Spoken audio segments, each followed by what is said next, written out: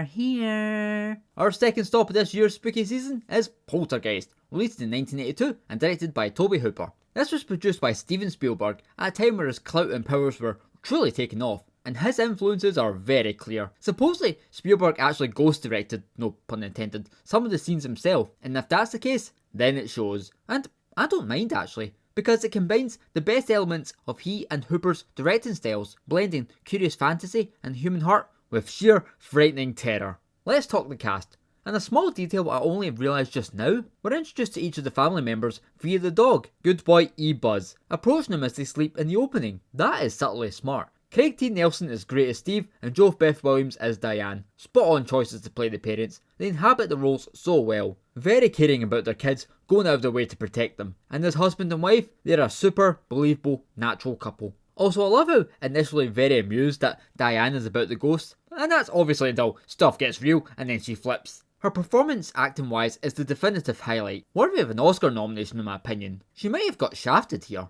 Oliver Robbins gets his chances to shine as the son Robbie, both in the scares and that chilling whispered conversation with Dr. Lesh. Dominique Dunn as Dana, I like for her snarky prime teenage daughter moments, as well as for her rightfully overwhelmed responses, but stealing the show for the kids is Heather O'Rourke as Carol Ann. Good lord, she is the most purest, wholesome wee human ever. You instantly like her, and when she's in danger, she acts so well when you genuinely worry for her. That human heart from Spielberg's side that I talked about, it's here clear as day for these actors' tight, legitimate family unit dynamic. Beyond the family, there are two other standouts. Beatrice Straight as investigator Dr. Lesh is stellar, and she really raises the weight of the events with her dramatic acting chops, and Zelda Rubinstein is killer as Tangina. Likewise, her otherworldly presence boosts any given moment. Although, let's not kid ourselves, she is totally a fraud. This house is clean my ass. I appreciate all the series of moments of just quietness throughout. It adds to the creepy atmosphere. But now on to what we're really here for, the famous scary scenes. The clown actually never got me personally.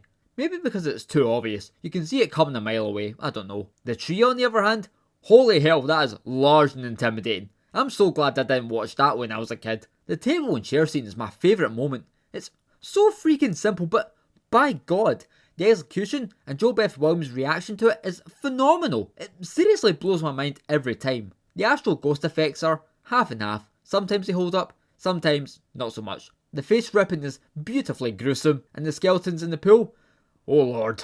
And Diane going into the other dimension to save Carol Ann is both creative and quite suspenseful. And through all of this, why don't the family immediately move out of the house?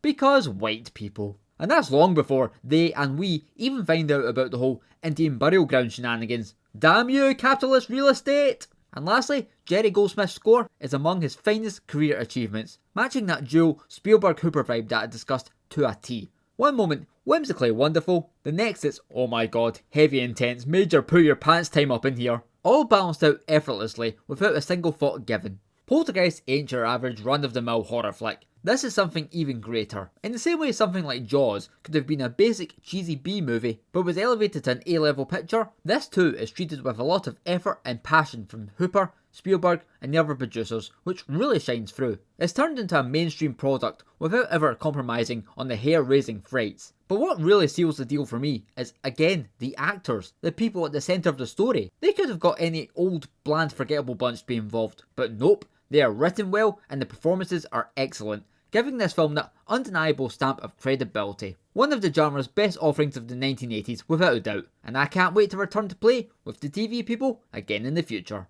I'm Jason and this is Small Movie World, watching, talking and loving films.